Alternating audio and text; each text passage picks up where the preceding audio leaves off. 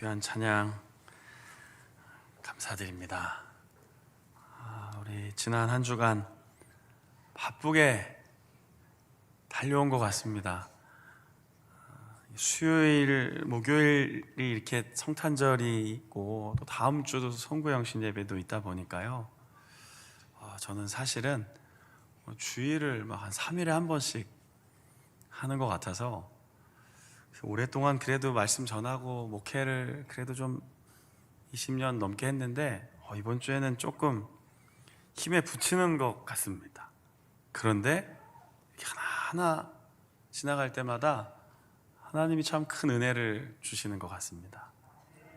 특별히 2부의 임마누엘 우리 성가대 찬양단, 또 지난 성탄절에도 연합 성가대 하시고, 또 어제도 또 논산 갔다 오신 분들도 있고, 요즘 우리 성가대원들도 1, 2부 성가대 참 고생이 많은데 하나님께 예배드리는 시간이긴 하지만 그래도 이게 늘 앞에서 수고하시는 분들 위해 또 52번 이렇게 찬양대 감당하신 분들 위해 박수로 한번 보내주시면 감사하겠습니다. 고생하셨습니다. 하나님께도 감사하고 우리 성가대원들에게도 감사합니다. 오늘 아침에 사실은 마지막 주일이면 좀 막 더 해야 되는데 제가 오늘 아침에 정말 정신이 없었거든요. 집에 핸드폰도 놓고 와서 예배 직전에 한번 갔다 오고, 이게 참 요즘에 정신이 살짝 없으려도 하는데 그래도 역시 우리의 마음의 고백은 모든 것은 하나님께서 주신 은혜입니다. 그래서 은혜를 주셔서 걱정들 많이 하시는데 목소리도 조금 낮았습니다. 별로 그건 아멘 안 하시네. 아멘 안 하셔야 됩니다. 그건 아멘 아닙니다. 오늘은 이제 마지막 52번째 주일 예배에 우리가 잘 알고 있는 달란트 비유를 가지고 한 달란트 설교 제목으로 잠시 설교하려 합니다. 오늘 여러분 마음속에 이 마지막 주일에 하나님이 주시는 위로와 또 도전, 은혜가 있기를 바랍니다. 혹시 이것이 나의 달란트다라고 여러분들은 말할 수 있습니까? 난 이게 내 달란트예요. 저는 이게 제 달란트입니다. 자, 이런 의미는 보통 그 단어를 능력과 재능으로 번역하는 거죠. 충분히 맞는 이야기입니다. 그런데 마태복음 25장은 주의 재림에 대한 이야기입니다. 이미 대림절을 시작하면서 25장을 한번 다루었습니다. 그러니까 단순히 25년을 마치고 26년을 시작하는 이 시기에 한 해 동안 잘 지냈는가? 이것도 분명히 제가 말씀드리겠지만 더 중요한 주제는, 이 비유는 마지막 날의 최후의 예수님을 만났을 때 이야기라는 겁니다. 그렇게 생각해 보면 사실 우리는 이 달란트를 굉장히 낮게 평가하면서 읽습니다. 예를 들면 주일학교 어린이들이 떡볶이 순대 사 먹는 걸로 생각합니다. 이 굉장히 위험한 한국교회의 모습이었습니다. 제가 주일학교 전도사도 했고 저도 달란트 시장 여러 번 했지만 자꾸 오해를 일으키는 거죠. 이 달란트는 나중에 모아갖고 물건 사 먹는 거구나. 사실은 이 굉장히 무시무시하고 의미심장한 비유였습니다. 마지막 날에 더 이상 뒤로 물를 수도 없고 더 이상 어떻게 할 수 없는 그 최후의 예수님의 재림 때 만났을 때 주님이 물어보신다는 겁니다. 얼마를 남겼느냐? 무엇을 했느냐? 바로 그때 오늘 성경에 나온 것처럼 5개를 받은 사람은 5개를, 2개를 받은 사람은 2개를 더, 근데 1개를 받았던 사람은 그러지 못해서 책망을 받았던 이야기. 그리고 이 이야기에 담겨있는 아주 중요한 주제는 뭐라는 겁니까? 그냥 한 해 동안 교회를 열심히 하셨습니까? 성가대 활동 잘 하셨습니까? 기관장으로, 구역장으로 수고하셨군요. 잘 하셨습니다. 그럼 하나님이 복 주실 겁니다. 이런 이야기가 아니라는 겁니다. 재림 때 예수님을 어떻게 맞이할 것인가? 그것을 미리 예수님이 이 이야기를 통해 들려주셨다는 것이죠. 그런 의미에서 25년도 우리 성도님들은 하나님이 주신 사명을 잘 확인하셨습니까? 발견하셨습니까? 그리고 그렇게 살아오셨습니까? 오늘 성경을 읽어보면요, 결국 이 한 달란트 받은 사람은 장사를 못해서 혼난 게 아니에요. 아니, 천국을 어떻게 들어가는 겁니까? 뭐 많이 남기고 많이 전도하고 뭘 많이 일하면 들어가는 겁니까? 그렇지 않습니다. 믿음으로 들어가는 나라입니다. 그러니까 이 한 사람이 책망받은 이유는 믿음 없이 살았다라는 뜻인 겁니다. 어찌 보면 이 사람은 천국에 들어가지 못했을 수도 있습니다. 30절에 나오는 이 무익한 종을 내쫓으라. 밖에서 슬퍼 울며 이를 간다는 건 구원의 자리에 못 들어갔다라는 뜻입니다.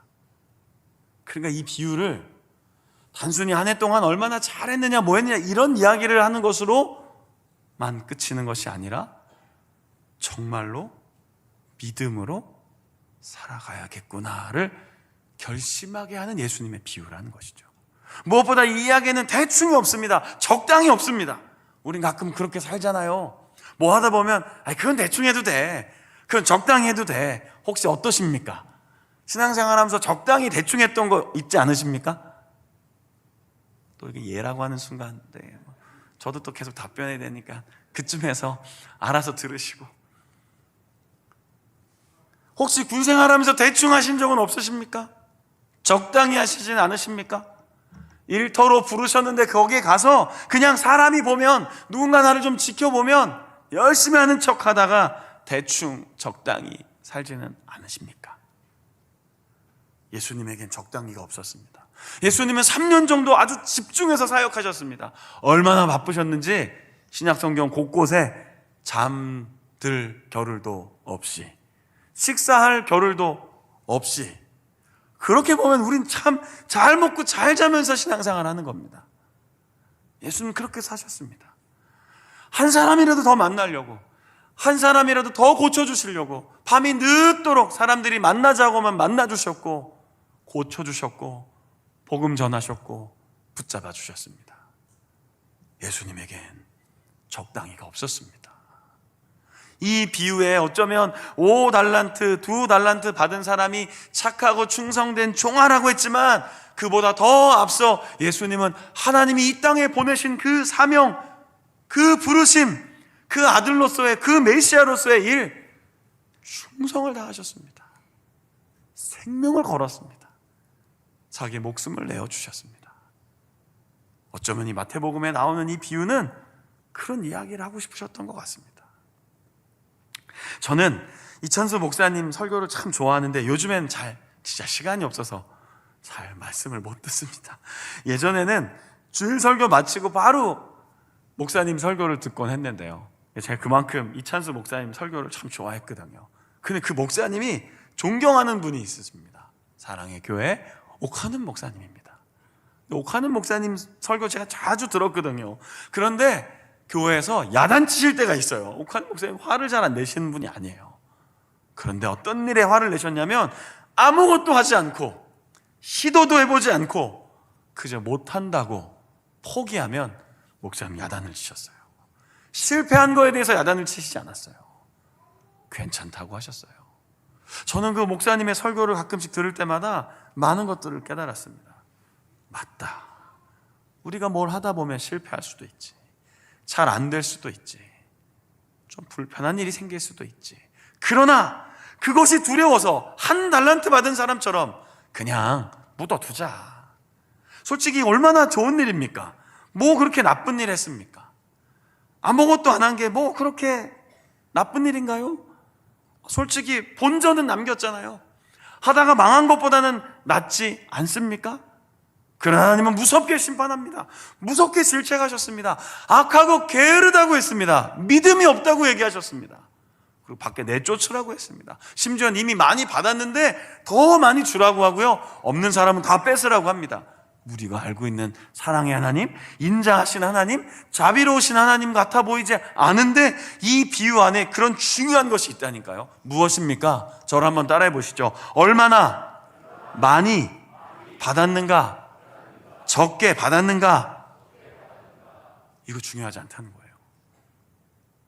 진짜 중요한 건 뭡니까? 그것을 어떻게 썼는가? 어떻게 사용했는가? 사도 바울은 빌립보 교회에게 편지를 전합니다. 그리고 그 편지의 끝에 아주 중요한, 우리가 잘 알고 있는 암송 구절을 이야기합니다. 내게 능력 주시는 자 안에서 내가 모든 것을 할 수 있느니라. 그런데 이 말을 조금 새롭게 번역해 놓은 걸 보시면 좋을 것 같아요. 이걸 한번 읽어봅시다. 다 같이 시작. 나에게 능력 주시는 자, 그분 안에서 나는 어떤 상황에도 대처할 수 있습니다. 전 굉장히 좋은 번역이라고 생각합니다. 왜요? 믿습니다 이래버리니까 이게요, 뭐 I can do it, I can do it 이래갖고 무슨 교회를 뭐 긍정의 힘인 줄 착각하더라고요. 여러분, I can do it 10번 하면 뭐 됩니까?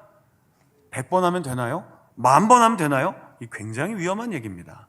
그건 기독교 신앙이 아닙니다. 사도 바울이 빌립보 교우들에게 말하고 싶었던 건 뭡니까? 내가 가난하면 가난한 대로 살았습니다. 내가 많이 하나님 주시면 주신 대로 풍요롭게 살았습니다.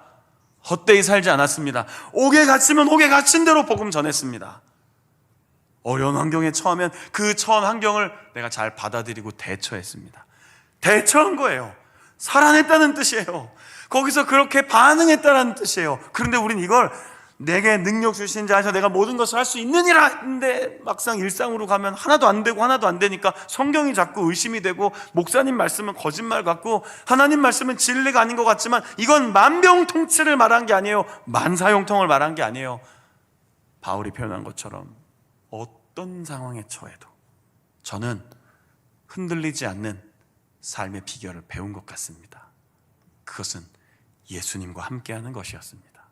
그 주님과 함께하니 어떤 현장에 들어가더라도 저는 적응할 수 있었습니다.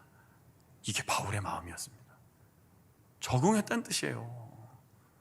내가 다 해냈다는 뜻이 아니에요. 그러니까 자꾸 우리는 왜 안 되지라고 속상해 하시지만 우리가 다 할 수 있는 존재가 아닙니다. 우리는 연약한 존재입니다.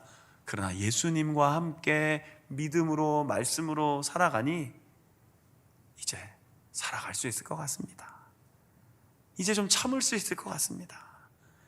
이제는 좀 견딜 만한 힘을 얻었습니다. 이제는 이렇게 눈물 나는 속에서도 감사할 수 있습니다. 이렇게 절망스러운 순간에도 찬양이 내 입술을 통해 흘러나올 수 있습니다. 여러분들의 한 해의 삶은 어떠셨나요?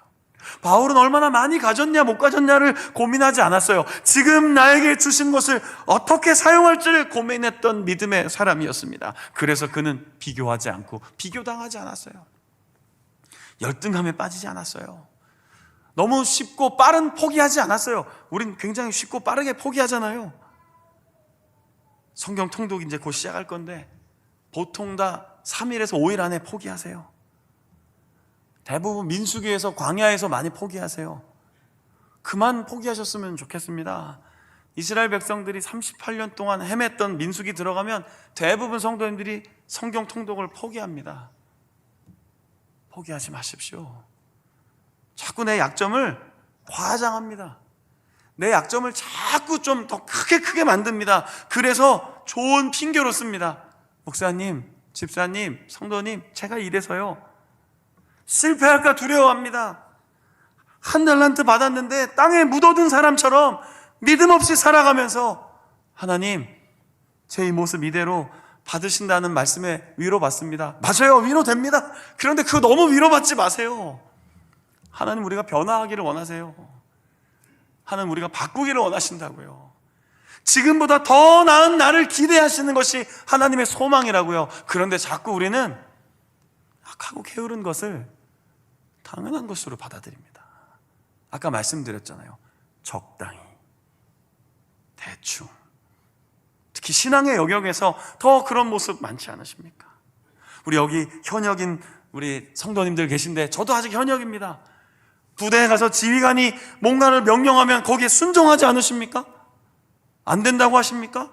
제한사항이 많다고 자꾸 핑계를 대십니까? 그렇게 군생활 하지 않으셨잖아요. 그런데 왜 신학의 영역에서는 우리를 구원하신 하나님께서 예수 그리스도를 통해 주신 말씀 앞에는 안 돼요, 죄송합니다, 나중에요, 왜 자꾸 그렇게 미루십니까? 그러다가 그 주님 앞에 섰을 때 혹시 우리도 왜 묻어두었냐 라고 물어보시면 왜 그렇게 머뭇거렸냐, 왜 그렇게 계산하고 왜 그렇게 뒤로만 물러섰냐 라고 할 때 여러분들 뭐라고 답변하시겠습니까? 오늘 비유를 보면 그 정신이 번쩍 듭니다. 언젠가 주 앞에 설 날이 온다는 거죠. 그리고 그 주 앞에 서는 날에 우리 자신을 돌아볼 날이 온다는 겁니다. 주님의 재림은 분명히 영광스러운 순간이지만 한편으로는 두렵고 떨리는 순간일 수 있습니다. 어떻게 살았느냐에 따라 분명히 우리는 주님을 만나는 모습이 달라질 것입니다. 여러분, 어떤 모습으로 만나기를 기대하십니까? 제가 찬양 한 곡을 좀 소개해 드리려고 하는데요, 대학교 다닐 때 같이 공부했던 어떤 형이 만들고 제 친구가 부른 노래예요. 제가 일부 예배 때 너무 우울하게 불러갖고 사실은 굉장히 이렇게 쫙 깔아앉았었어요. 조금 더 밝게 부르려고 노력할 건데 부르다 보면 자꾸 좀 우울해지긴 합니다. 이렇게 못 살아서요. 자, 이게 악보 좀 열어주시겠습니까?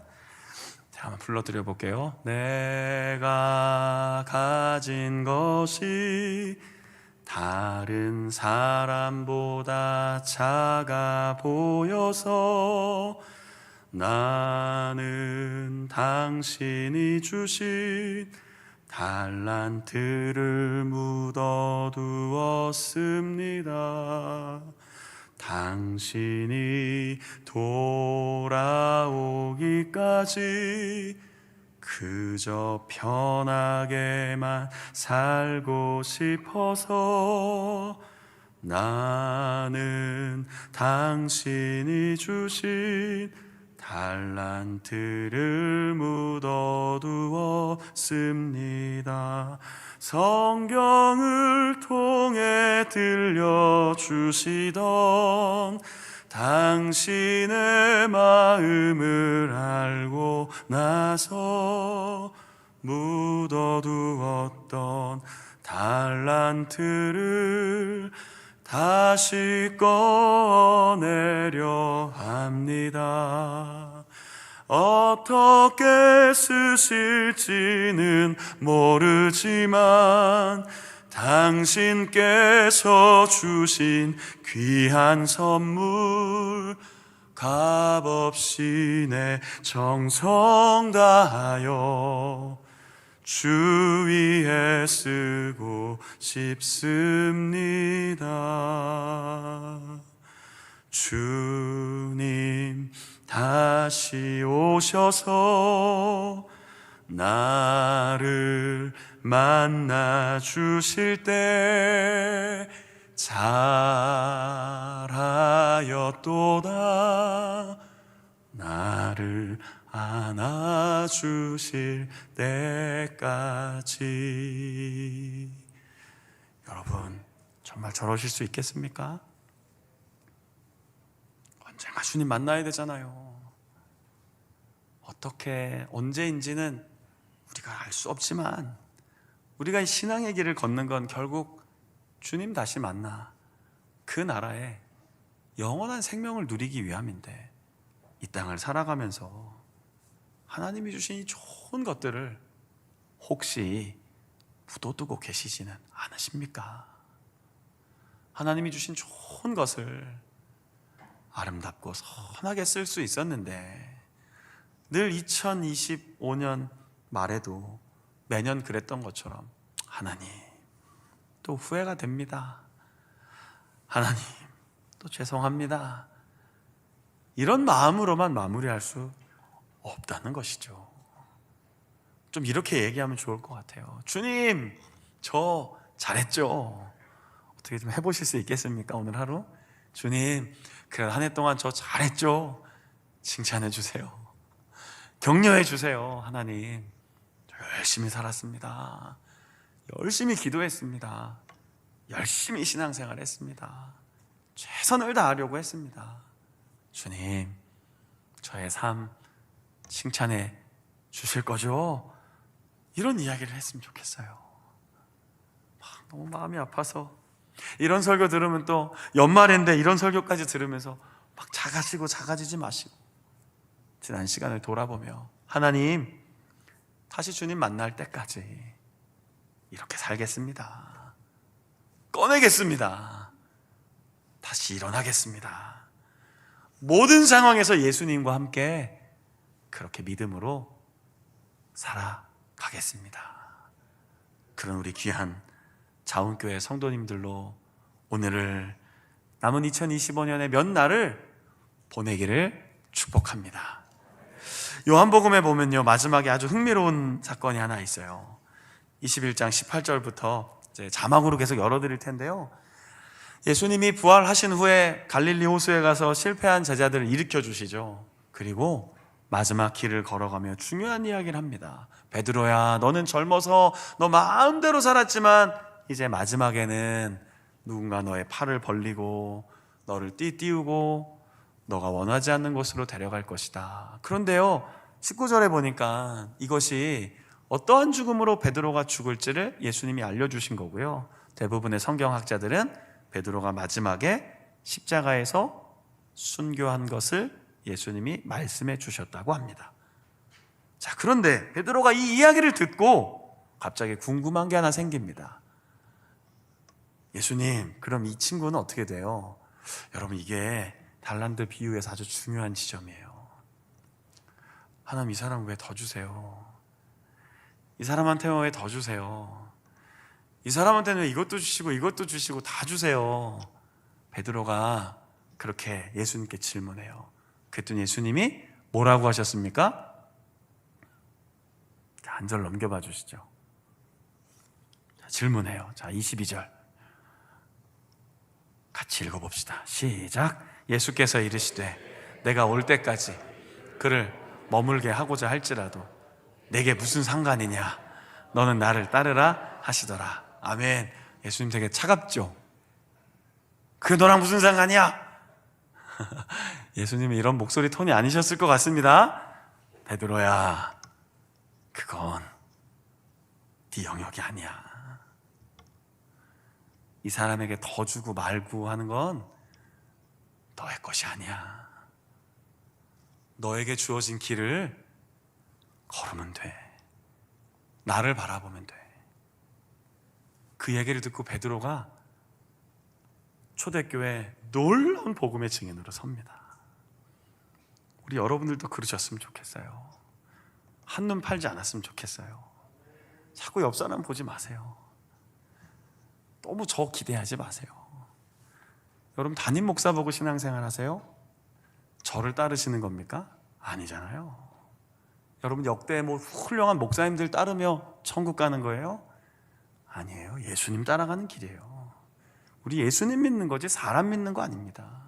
사람은 사랑하고 협력하고 동역하고 함께 기도해 주기 위해 주신 좋은 동역자들인 것이지, 우리가 다 바라보는 지점은 우리의 믿음의 주여 온전케 하시는 예수 그리스도입니다. 주님이 오늘 말씀하시는 거예요. 2025년 12월 28일 마지막 주일에 너는 나를 따르라. 묻어두지 말고 꺼내고 나를 따라와라. 내가 너와 함께 할 것이다. 이 말씀을 마음에 새기고 2025년 최종 목적지에서 주님의 칭찬과 격려를 힘입어 승리하시는 여러분들의 삶이 되기를 축복합니다.